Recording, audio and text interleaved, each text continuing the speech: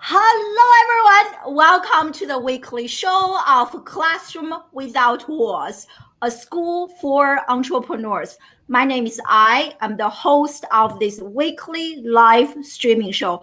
On this show, I interview leading social media, digital marketers, entrepreneurs, business leaders to come here and share with us their best practices so that we can future-proof our business.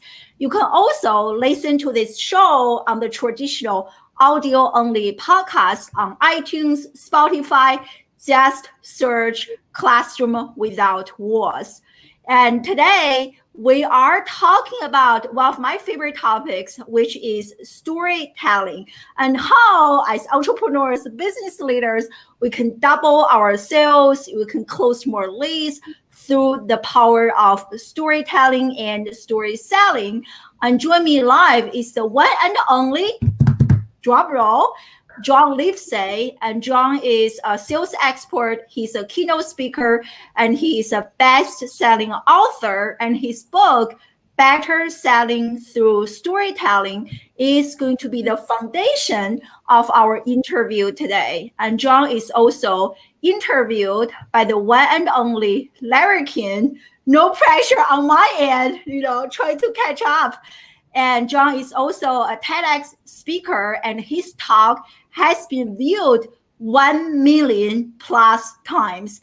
And John has also worked with household brands such as Coca-Cola and quite a few others. So we are all in for a treat. And you are going to walk away from today's interview with a much better understanding of the power of storytelling and what makes a good story good, what are the essential ingredients, and how you can apply them to close more deals, to generate more income for your business. We're also going to do a live critique of your elevator pitch, because John is known as the pitch whisperer, which I love the name. It's really interesting. So can't wait to do more and from the live audience. And as always, the show is sponsored by StreamYard, which is my favorite third-party tool to go live. So in the comment section, there is actually a code for you to check them out. If you have any question, feel free to ask me. And we're live on Facebook, on LinkedIn, on YouTube, on Twitch, on Periscope. Without any further ado, welcome to the show, John. Really excited to have you here. Great to be with you. Let's jump into a good story. Picture this. Several years ago, I got to meet Michael Phelps. You can tell it was a few years ago. He was younger and so was I. He was at the peak of his Olympic swimming career, and I was selling advertising for a fashion magazine, and Speedo was in my territory. And I went to them and I said, "Oh, I see you're coming out with a line of sportswear. Would you consider advertising that in my fashion magazine?" And they said, "No. We're going to run in a fitness magazine." And I said two magic words that if anyone's taking notes, I'd love them to write this down. What if? I said, what if we treated your sportswear like it was high fashion, and we could have a fashion show with models wearing it around a hotel swimming pool, and you could invite Michael Phelps since he's on your payroll. We get all kinds of publicity. They love the idea. I got the advertising. And more importantly for me as a former lifeguard, I got to meet Michael Phelps. And I said to him, "Michael, everyone says you're so successful because your feet are like fins and your lung capacity is bigger than other people. I'm guessing there's something else." And he said, "Oh, yes, John. When I was younger, my coach said to me, 'Michael, are you willing to work out on Sundays?' 'Yes, coach.' 'Great. We just got 52 more workouts in a year than your competition.'" Now the question becomes, what are you willing to do that your competition isn't willing to do? Or what are you willing to do that your competition hasn't even thought to do? That's how you become an Olympic level expert in your industry. And I've been traveling around before the pandemic giving my talks, and now I give them virtually on how to help people become better storytellers. Because without a story, you become forgettable. Your competition comes in and your prospective client forgets what you said. But if you tell a good story, you're memorable. And a lot of us might feel like we're ostriches right now, right? We just want to bury our head in the sand and say, "Let me know when this is over." But we can also choose to be like a peacock and make ourselves bigger. Let everybody know we're still in business. Peacock makes itself bigger like this because it wants to scare off a predator, but it also makes itself beautiful at the same time. That's our choice. We always are a choice. What's our mindset? Are we an ostrich or a peacock? What do you think of yourself right now, Peacock. Peacock it is. So feel free to post in the chat whether you're feeling like an ostrich or a peacock right now. Also, one of the problems is that we've heard this phrase 100 times. Oh, you got to get somebody to know, like, and trust you before they buy from you.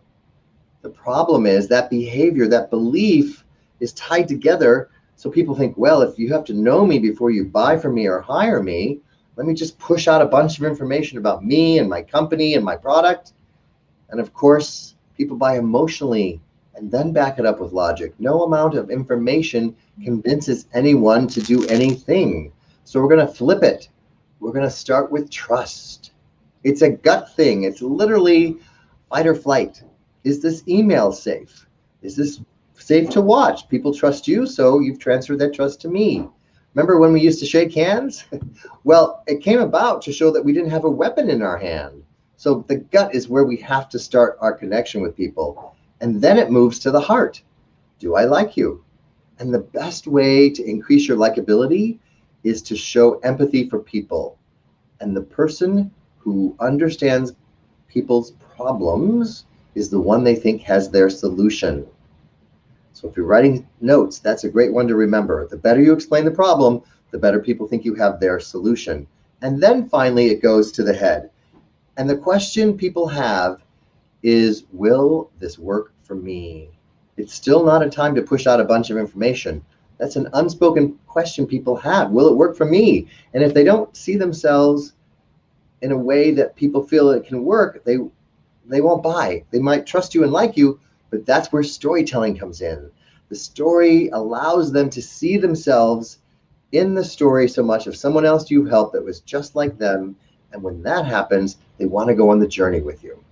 This is so powerful, John. Can I just stop you for a second? Sure, please. Yes. I'm going to I want to have our live audience to get to know you more, because you have such an incredible background. And then later we're going to go back to the slides because it's packed with value. So you actually worked in corporate America for quite a few years, and until 5 or 6 years ago, you left your corporate job and started to do what you are doing today, which you are so good at, speaking, teaching other people. I wonder if you can share that reinvention story with us so our audience can actually get to know more of your awesomeness. Sure. Well, back in 2008 is when the economy was tanking with the mortgage crisis, and luxury advertising, which is what I was selling, came to a screeching halt. And so the magazine laid off everyone in the outside offices, and I was living in LA at the time. And when I got that notice to clean out my office, I felt like somebody kicked me in the gut. I felt scared and sad. And then I remembered, even if I lost my job, it doesn't mean I lost my identity. And I think now we're all dealing with so much disruption that that's a really important part of our identity to remember, that no matter what's going on outside, we're still ourselves. We still have our skills. And I asked my boss when I was leaving, I said, well, don't you want a status report of where certain ads should appear and what page and what issue? She said, well, that'd be great, but everyone else is so mad. They're just storming out. And I said, I'm not going to do that. I've watched these people get married and have kids over the last 15 years. Little did I know that that one decision would impact me 2 years later, because I went and had to reinvent myself and learn how to sell digital ads as opposed to print. And it wasn't easy. It was like, some people in the Hollywood, silent movie stars, learned how to do talkies and some didn't. So I was determined to adapt to what the changes are. And I was selling digital ads, and then they called me back 2 years later and said, we'd love you to come back. Now we have to sell print and digital. And we have a new editor. And I thought, if I come back, I'm not coming back with any fear, because I'd had the fear of losing my job, the magazine going out of business, not making my numbers, and I'd already been laid off. So I thought, I can figure out how to continue. So by not coming back with fear, I was able to come with all kinds of ideas, because I didn't have any fear about whether they were good or not.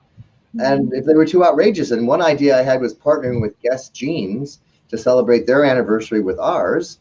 And they ended up running a supplement in our anniversary issue. And I was one salesperson of the year for the entire company, 2 years after being laid off. And that was my big aha moment. I thought, I'm the same person, whether I'm being laid off or winning this award. And that's my message to everybody is get off the self-esteem roller coaster where you only feel good about yourself if things are going great and bad if they're not, because we need to transcend that. And my passion is helping as many people as possible become storytellers, because when that happens, you're in charge of your life, almost like you're the director of your own movie. And you can say cut if you're playing a horror movie in your head of what's happening or what's going to happen, all that fear, and we can shut that down. Yeah, I love that story. I think it's perfect. Given what we're going through right now with this global pandemic, so many people lost their jobs. I think millions of people just in the US. So that is such a great story. And so you have been in like sales for almost 3 decades. And I wonder if you could share with us, what are some key observations that you have made, or maybe even like big changes or trends that are coming up, some insights that you could share with us? Sure. Well, my biggest insight is whoever tells the best story is the one that gets the sale. And I've seen that time and again. When I was calling on Lexus to get them to advertise, they would say, don't come in with a bunch of facts and figures. We've already done the research. We need to hear why your articles are going to attract a certain person or what ideas you have for us. So storytelling is what separates us all. It goes all the way back to the days of Plato. Plato said storytellers rule the world, and it's just as true then as it is now. And back then they didn't have to compete with the internet for attention. So the biggest situations I see are that people aren't saying anything that's memorable, and they're feeling really pushy. And storytelling solves all of those. It makes you memorable because people can remember a story. And instead of pushing, you become magnetic and pull people into the story. I love that, because I remember you mentioned in your talk that every company should have a sales team that is not simply pushing out more and more information, but actually telling better and better stories. You also mentioned, which I think is so brilliant, to transform boring case studies into case stories. Yes. That was such an aha moment for me, because I never heard of case stories, but it makes so much sense. So can you elaborate on that for us? Sure. I've got some slides that go into that. So let me fast forward to that real quick. Yeah. So I'm going to share this slide. Yeah. So you can see my slide? Yeah. So as you said, I'm sorry? Yeah, we can hear you and see the slide. Perfect. So a case study has been around for decades, and it's usually a bunch of facts and figures about, statistics of who else you've worked with.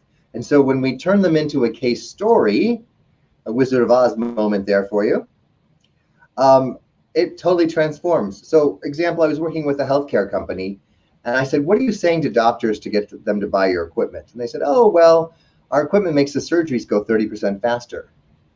I said, well, that's a nice statistic, but there's no story there. And so we crafted the story, which really has 4 parts. It's the exposition, the who, what, where, when. You got to paint the picture to pull people in. Then you need to describe the problem, and then a solution. And here's the secret to a really great story: the resolution. What is life like after? So this story now sounds like, imagine how happy Dr. Higgins was down at Long Beach Memorial 6 months ago when he was using our equipment, and he could go out to the patient's family in the waiting room. And if you've ever been waiting in a hospital for someone you love to come out of surgery, you know that every minute feels like an hour. And the doctor came out and put them out of their waiting misery an hour earlier than expected and said, good news, the scope showed your loved one does not have cancer. And then the doctor turned to the salesperson and said, that's why I became doctor, for moments like that. And the salesperson now tells that case story to another doctor, and that doctor sees themselves in the story so much that they said, you know what? That's why I became a doctor. I want your equipment too. That is so powerful. Hold on, let me remove the slide. I wonder, so can you repeat the four Sure. essential elements? Yeah. Yeah. So first it's exposition, the who, what, where, when. Then it's the problem. And then it is the solution. And the fourth magic step is the resolution. What is life like after? Yeah, I wonder if you can give us some like more specific examples how we can apply this to our doing our sales calls with a prospect. So can you give us like more examples? Yeah, happy to. I'm working with a client. She's a coach, and her company is called Button Those Jeans. And so we worked on her story of how, you can put your jeans in the dryer and they come out and they don't fit. You can't button them. And you want to blame the dryer for shrinking your jeans, and it's probably you gained some weight. So she said, I know, because I was one of those people. So now I work with women who are struggling with their weight and letting the scale dictate whether they're happy or not. In fact, one of my clients, Rose, had that same journey. And after working with me, she realized that she didn't have to let the scale determine her mood. And we dug into the emotional reasons, whether it's fear or stress, that was causing her to eat more than she wanted. And we didn't have to worry about a diet or a scale to determine whether we were happy or not. And now, 6 months later, she can button her jeans and she's free from being a slave to that scale. And so now she gets more clients telling that case story because they see themselves in the journey.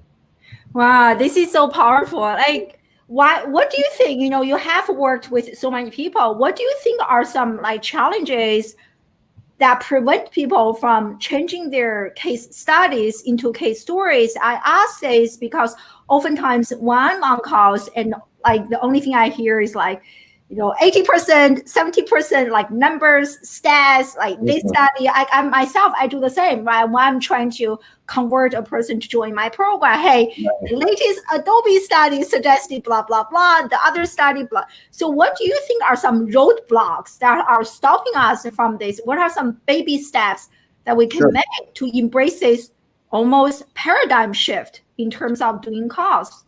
Well, I'm going to have you do something with me. Pretend like interlace your fingers like you're praying. Now try it the other way. Okay. Isn't that funny? It's hard. Now pretend like you're mad and you're crossing your arms. Now try to put your arm on the opposite one on top. You almost can't do it, right? Like that, look. So our brain is wired to either be left brain or right brain. We're either more comfortable with numbers and stats, or we're comfortable with imagination and creativity and storytelling and emotions. So to ask people to shift from one to the next is part of the challenge. So the first step is the awareness that people buy emotionally and back it up with logic. For example, if you go buy a sports car, no one's talking about miles per gallon. They're talking about how fun it's going to be and how sexy you're going to feel driving it. So when you have that awareness of I've got to change, and it might feel awkward at first, but I'm going to learn how to be a better storyteller. And then I need to know how to tell a story because no one's ever taught me, so that my stories don't go on and on and on and have a point and pull people in. And that's why I've created my book and my course to help people do that. And then they start getting more clients because they're no longer pushing and they feel more authentic. Great. So by the way, I'm going to share my screen. And then as I mentioned earlier, the book is going to be the foundation of what we are talking about today. So here is the book, Better Selling Through Storytelling, the Essential Roadmap to Becoming a Revenue Rock Star. I love this. So is this the book that got you an interview with Larry King? Yes. Do you mind sharing that story with us? Not at all. Well, I did my research on what he's like. And it says he does not like small talk. And the show was called Breakfast with Larry. And I literally had breakfast with him and some other people at a deli. And then we got into the car that was driving us to the studio. And he and the other co-hosts were in the back seat. And there was sports, baseball stuff on the radio. And they said, "Oh, are you into sports?" And I had that moment of truth. I can either pretend I am, because they clearly are, or I can tell the truth. And I said, not really. I come from an advertising background. In fact, we used to watch the Super Bowl for the commercials, not the game. And they kind of chuckled. Then cut to, I'm on the set, live TV with Larry. And he says to me, John, how important is it for a storyteller to be authentic? And I said, Larry, it's everything. For example, if someone asks you if you're into sports and you're not, don't pretend you are. And then we got a personal chuckle on top of that.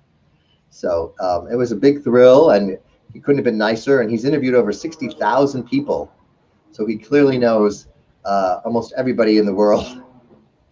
Absolutely. I have so much respect for him, and congratulations to you. Thank you. Yeah, on getting the interview, which is great. Yeah, so I just shared the link in the comment section, everyone, if you are interested in checking out the book. And so here, Sean is clearly being inspired by you that he's going to incorporate more storytelling into his YouTube channel. So I wonder, if someone is really new to this, if we are let's use YouTube, we're doing a video. So do you think we should always follow this kind of structure from exposition to the problem, to the solution, to the resolution? Is this the structure that you recommend people following?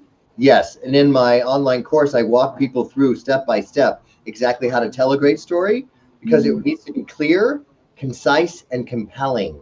And if you don't have that structure, it just kind of rambles and there's no point to it. And we want people to be able to remember our stories to tell other people. And that's how we create brand ambassadors, and the referrals keep coming in.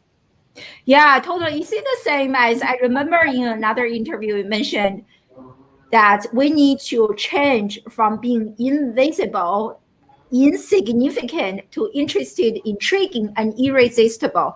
So I love this journey that you have painted for us, because I think most people are maybe not so much invisible, either invisible or insignificant. So to go through this journey is should we apply this storytelling method to kind of go through this journey to change from being invisible to irresistible?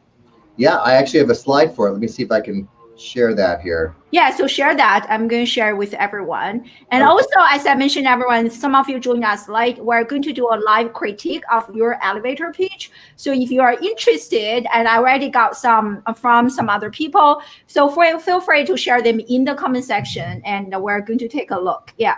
So did you share your screen? Yes. Can you see it? Are you seeing it? No? Not yet. Not yet? All right, let me try something else here. Yes, clear, concise, compelling. So true. Yeah, simplify to amplify. That's something I learned from my own coach. Yeah. Let's see. It's not letting me. Let's see if I bring it back over here. Maybe I can see. Yeah, I was able to share it earlier. Okay, here we go. Now you should be able to see it. Yeah. Okay, so you can see the ladder? We are not seeing your slide. Can you share your slide? I'm trying to. Oh, here. Yeah, coming. No? Yeah. Okay, now you can see it? Yeah. Okay, great. So you see the blue ladder. Where do people see you on this ladder? Yeah. Okay, great.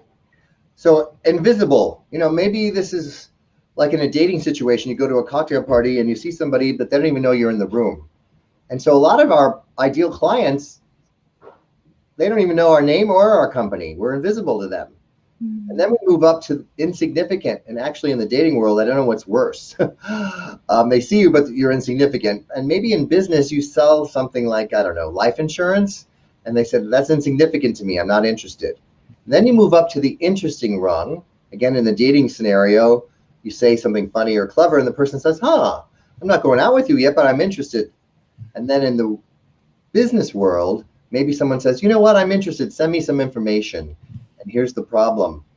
You're like stuck at the friend zone at work. And so many people think they're going to buy when they say they're interested, and they're not there yet.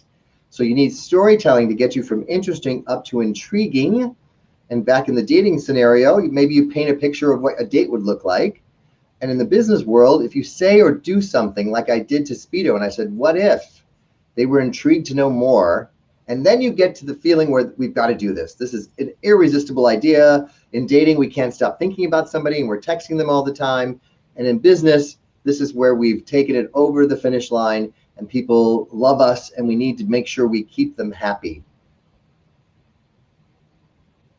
Wow, it's really, really interesting and really powerful. I love this process. So is this what you apply to your own business and when you are like selling your courses, things like that? Yes, all the time. In fact, I recently was, presenting my skills as a speaker to a company, and I knew that they were interested. They were having a conversation with me, but I needed to intrigue them about what it would look like a week after the event for them to feel really happy. And then I came up with the idea of incorporating some unique added value to make the offer irresistible. It made me stand out against other speakers. Yeah, I love that, future pacing, right? Let them dream about the future. That is really, really powerful. Thanks for sharing. Those are some really great tips. So you are also, John, known as the Pitch Whisperer, which is, how did you earn that name? Actually, Inc. magazine was interviewing me, and I told them the story of when Anthem Insurance hired me to speak to their team. And after my talk, they were doing an improvisation where people from the audience were shouting out objections and people were role-playing being the doctor and being the people from Anthem. And I stayed for that improv session and would whisper in people's ear if they got stuck.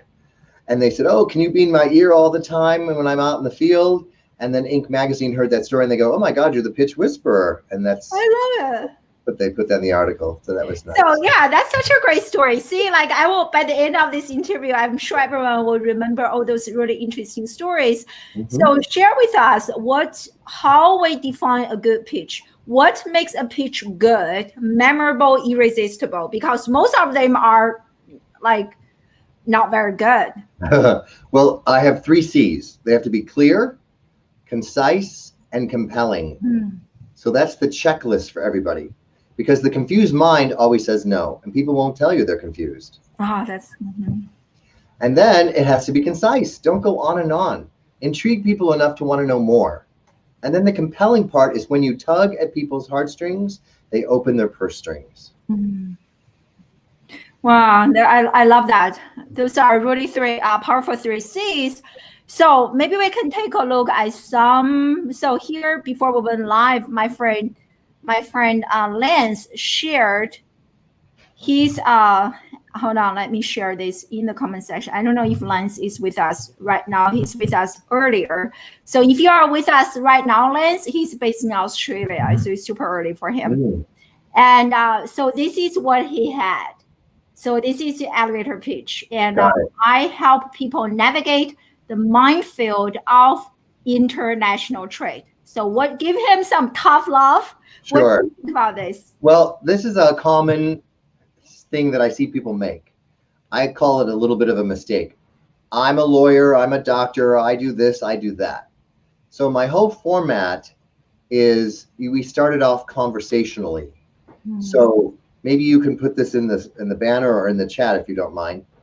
We open with, there's 5 steps. The first one is, you know how. So I want you to start your elevator pitch like that. You know how. And then the second step is who you help. Describe who it is. And the third step is what problem are they struggling with? And use the word struggle. And then you describe your solution.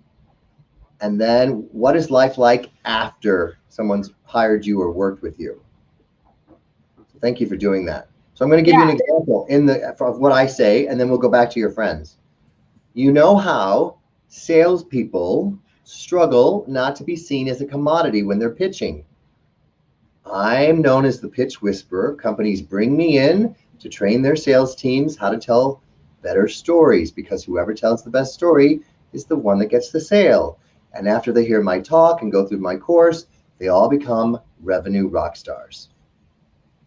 Wow, that is so good. Can you say that again? I love it. You know how, that's the opening. Salespeople, that's who I help.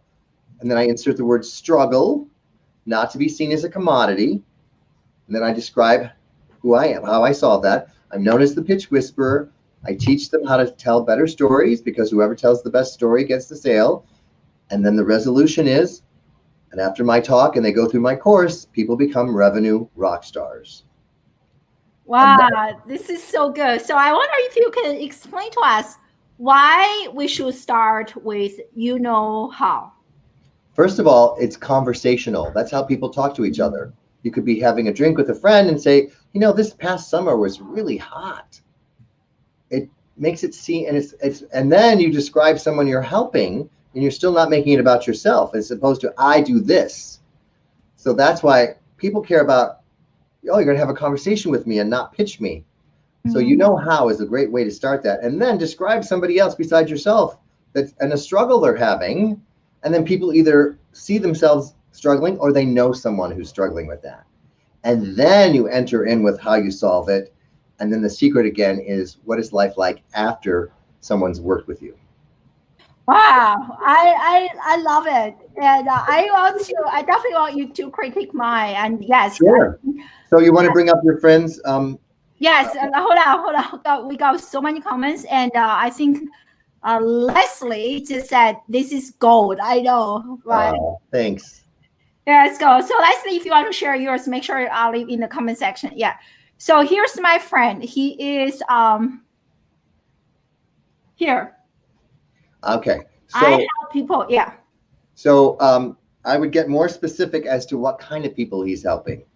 Because most people are not involved in international trade. So it's going to be somewhere, you know, maybe it's stockbrokers, or I'm not quite sure who this is that he's helping. So we would say something like, you know how a lot of people struggle when they are involved with international trade. In fact, it's a minefield. If you make one wrong step, everything blows up. See how I created a little picture there? And so what I do is I come in and then he describes what it is he does.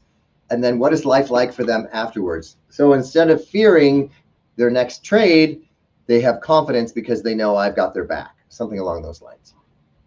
Love that. I love that. That is gold. Thank you so much. Yeah, I agree. I love how you also make, like, intensify the situation a little bit. Is that a strategy? Okay, I got you. Yeah. Yeah, because good stories always have high stakes. Yeah, it's almost like the hero's journey, right? There's a good guy, there's a bad guy, there's some conflict. Yeah. So I want you to take a look at mine. Mine's a bit long, so let me. Oh, here we go. That's mine. Right. Most students struggle through a broken system. Develop a proven and tested method, future-proof, so they can start developing new skills. Okay, so we need to add a little emotion into this. Okay. And remember that the elevator pitch, the purpose of it is to intrigue people enough to say, wow, that's interesting, tell me more. And people are not interested in the how you do it, but the outcome of what happens after you do it. So I would say for what you're doing here. Well, let me share that again. Yeah. Yeah. What is it that you do in this method to future? Do you teach them a new way to learn, or what is it you're doing? Like a new way to learn, and also we actually teach them what matters, not the traditional curriculum, but actually more aligned with what is going on in the gig economy, entrepreneurship, and like new knowledge. Yeah. Okay, got it. So I'd say something like this. You know how so many students struggle to succeed in life because they go through an education system that doesn't really teach them any life skills. So we've developed a method that teaches them how to use critical thinking and what skills they need in order to become successful in life. And after going through our method, they then are able to face the future with a lot more knowledge and skills, and more importantly, the right mindset that they are going to be a student the rest of their life, and it doesn't stop just because they're not in school anymore. Wow. That's like amazing. I love it. So powerful. And I can like you powerfully painted, you know, the before, the after, you know, future pacing, and wow. Good. That's amazing. Brilliant. So how long did it take you? to become this good? It feels like almost second nature to you. Well, I've been doing it for many years, so it's like any skill. If you've got so many hours in, it does get better. And I've helped hundreds and hundreds of people with their. And the elevator pitch is just the tip of the iceberg of what's in my course. And people get to work with me in a private Facebook group and continue to hone their storytelling skills. That's amazing. We are definitely going to take a look at your course, John. So here's what my friend Leslie shared. Got it. Okay. Yeah. So turn their expenses into income and find fulfillment, beauty standards. Okay. So it's a little confusing for me, Leslie. Maybe it's because I'm not a mom, but I'm not sure how you would turn expenses into income. That part's a little hazy, but I do understand that you're helping women find purpose and maybe also shifting beauty standards. So it's a lot of, we want to be clear and concise here. So let's just say, I wish I could ask her a question of how do you turn an expense. I mean, she's live with us right now. So if you ask her a question, she will probably can she take herself off mute? Is that possible? So let me share the link. I'm going to share the link in the comment section. So Leslie, so maybe you grab the StreamYard link and you will be joining us on the backstage and I will let you join the main stage. Okay. Great. Let's try that. So let me do that.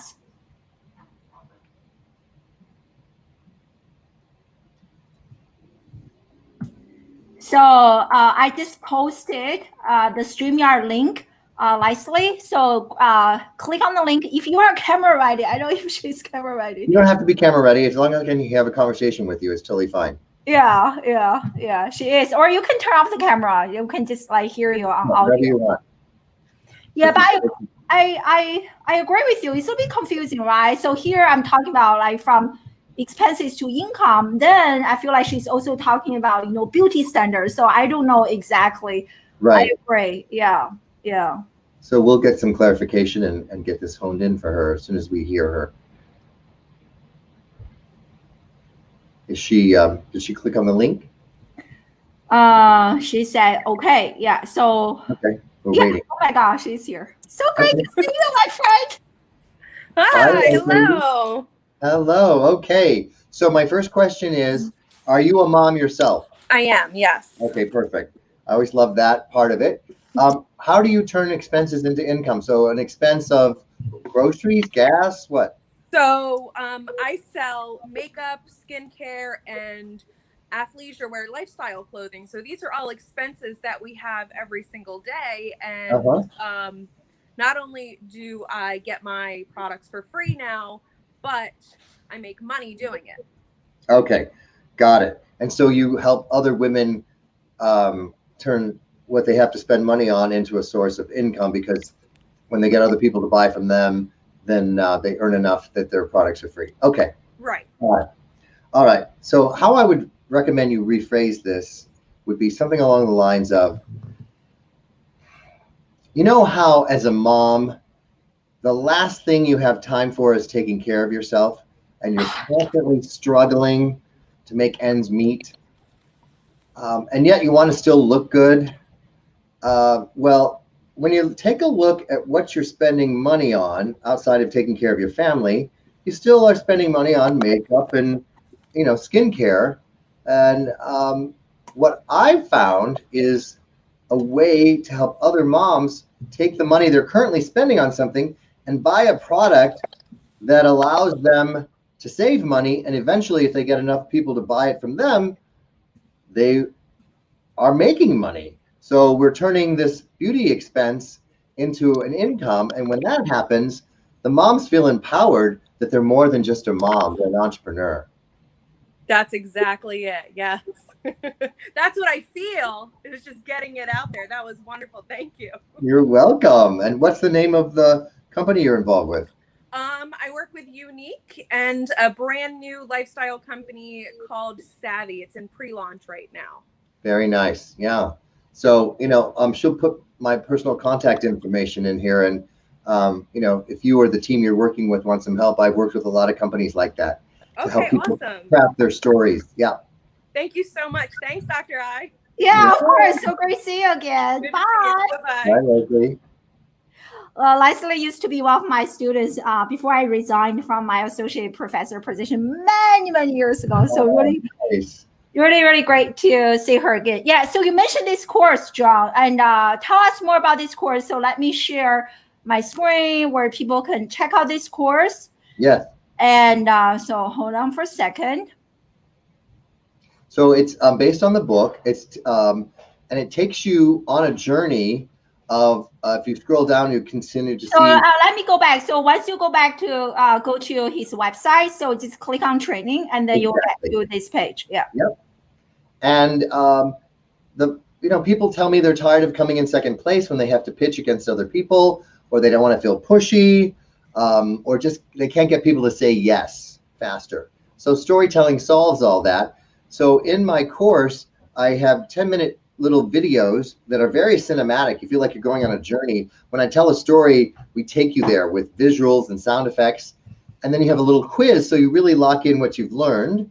And then after that, you're in a private Facebook group with me, and you literally get to practice your stories and continue to refine it and post questions. And I have everyone from, as I mentioned, coaches to people in multi-level marketing, to engineers, anyone learning and trying to figure out how to not feel pushy and still engage people. So that's what the course is all about. It's great. Thank you for sharing. Very interesting. And I'm just checking. And so I want you, like Sean has been commenting, and yeah, thank you, Sean. That's very kind of you. Yeah, so Sean, let me know if you don't have to join us on camera. So if you have an elevator pitch that if you want the thing to be reviewed, so you can leave it here. We'll take a look. If not, we're going to wrap this up. Yeah. So let me know if you want this your elevator pitch to be reviewed.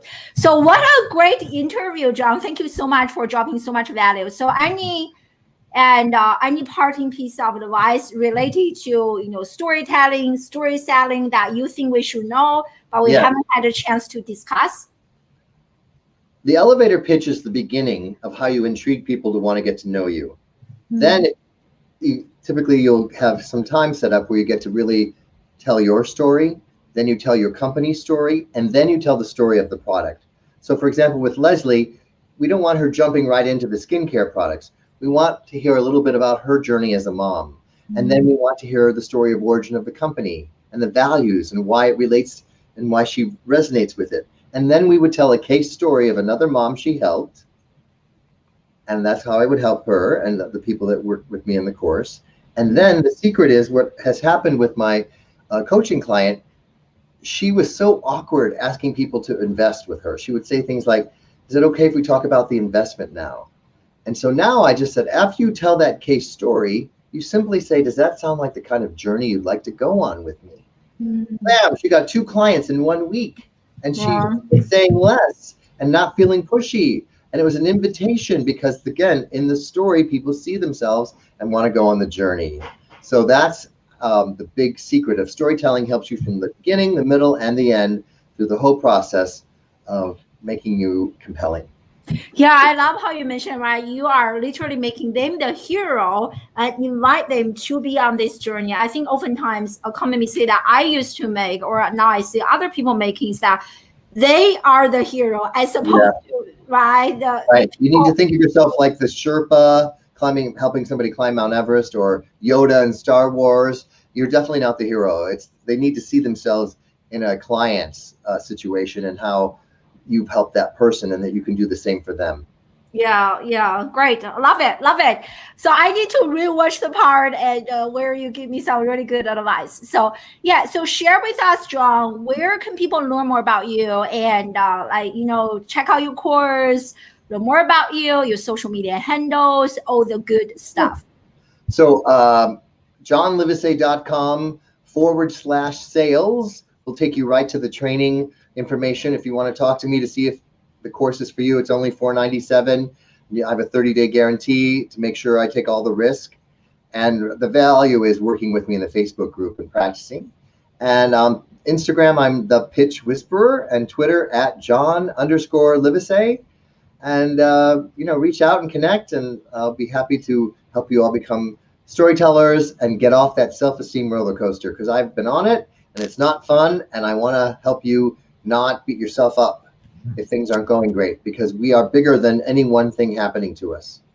Totally. I mean, we see your magic like within the last half an hour. So pretty powerful. And I can literally feel the emotional shift when you were telling Leslie's story, I'm a mom, like the last thing I'm thinking about is, struggling with expensive everything. So it was so good. So anyway, thank you so much for a great interview. Yes. And thank you so much, everyone, for joining us live from all over the globe. Really great to see you all. And I hope to see you again next Wednesday or Thursday. For some of you, the same time, same location. Take care, and make sure you guys check out John and follow him on social media. Thanks, Bye, everyone. Take care.